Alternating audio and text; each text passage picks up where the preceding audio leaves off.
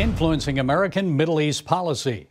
The wealthy Gulf country of Qatar and here in the U.S., the Council on American Islamic Relations are engaged in spreading extremist Islamic ideology. Qatar helps fund and support jihadist movements, while CARE has been accused of connections to the Hamas terror group. First, Dale Hurd brings us a look at how Qatar is spending billions of dollars to buy influence in Washington. You might think, based on the warm relationship between Washington and Qatar, that this wealthy Gulf nation, awash in natural gas, is an outpost of democracy. After all, the country hosts the largest U.S. military base in the Middle East. It will also be the home to a new Trump International Golf Course and has given the White House a $400 million 747 jetliner. However, Qatar is basically a kingdom, and according to critics, no defender of Western values. Qatar is the opposite of all that. Qatar is an Islamist ideological emirate that seeks in every single step of its activities to promote jihad. Yigal Carmon leads the Middle East Media Research Institute, or MEMRI, and he says Qatar is a hub of Muslim extremism and a major source of international terrorism. They do it in what you would call, on the one hand, soft power, using their immense wealth, but also by hard power, by supporting every jihadist movement on the face of the planet. The laundry list is a long one. The mastermind of 9/11, Khalid Sheikh Mohammed, was a Qatari government employee. Qatar has long sponsored the Muslim Brotherhood, which seeks a worldwide Islamic government. Qatar finances and hosts Hamas and has backed Palestinian terrorism. It has strong ties with Iran and the Taliban, and it broadcasts anti-Semitism and lies about Israel as well as anti-American propaganda through its global TV channel Al Jazeera. There have also been reports Qatar funds terrorists in Africa who kill Christians. On October 7th, Qatar blamed Israel for the Hamas massacre. And when Israel killed the mastermind behind the attack, Yahya Sinwar, the mother of Qatar's emir, in a now-deleted post on X, wrote that Sinwar will live on and Israel will be gone. An Islamic nation that hates Israel and supports terrorism might not sound surprising, but Qatari influence runs deep in Washington and within the Trump administration.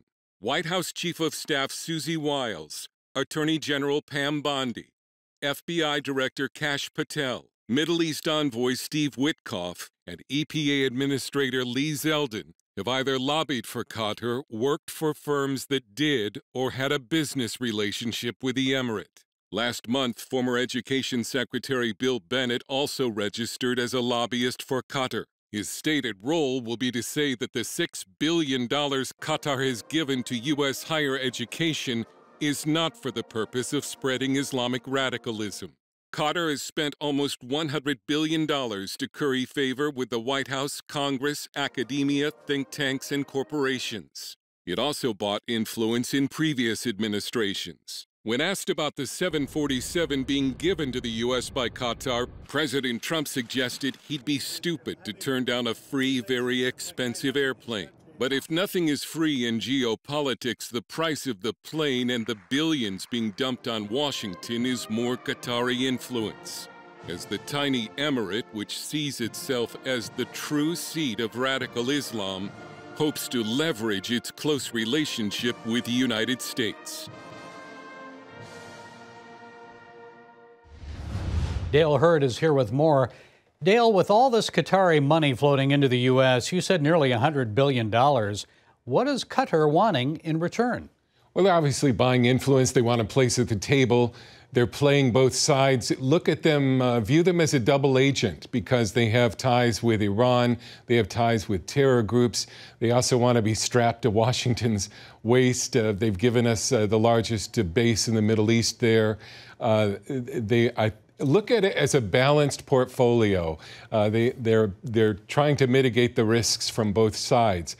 But I didn't want with this piece to bash the Trump administration per se, but people need to be aware that Qatar is not Switzerland. I mean, they have got their fingers in some bad stuff, and they have access to the White House.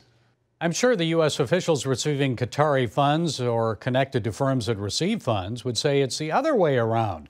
The relationship is securing U.S. influence over Qatar and the Hamas negotiations, etc. So is that true, or is Qatar playing the Trump administration and members of Congress? You know, Yigal Carmon, who was in the story, the head of memory, after the interview, he said, Dale, the U.S. is so, you people are so good, you're so nice, you can't imagine that there's a nation out there that is lying to you. But they do seek the destruction of Israel. They do fund Hamas. They did have a role in October 7th. They do host the Muslim Brotherhood. And we have the Emir Thani, the leader of Qatar, bragging that not the Saudis, but they're the true heirs of the Wahhabis. They come from the Wahhabi line. Well, the Wahhabi ideology, as we know, was the inspiration for 9/11, for the Islamic State, and for terrorism acts around the world.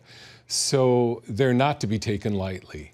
Okay, very revealing. Dale Hurd, stay where you are. We'll be right back with you.